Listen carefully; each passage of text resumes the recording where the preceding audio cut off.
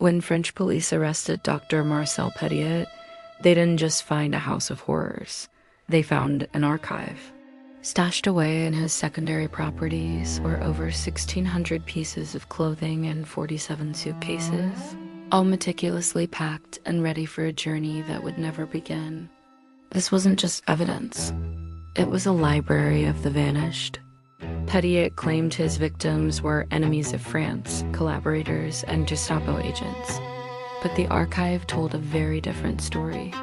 Among the tagged belongings was one belonging to a man who had paid Petiot a small fortune to smuggle his family to safety in Argentina. The doctor wasn't a patriot. He was a collector. He would spend hours in his study, sifting through the jewelry, cash, and personal letters of the people he had just processed in his soundproof triangular room.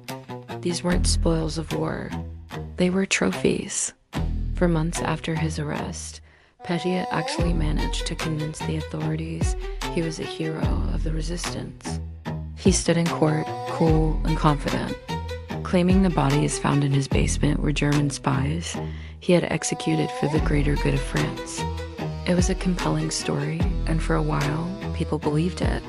But the names tied to the suitcases revealed the darker truth. They weren't spies.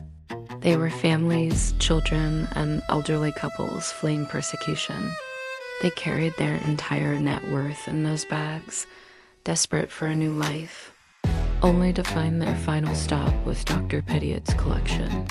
The triangular room was the centerpiece of his operation, but the basement below held an even more efficient horror.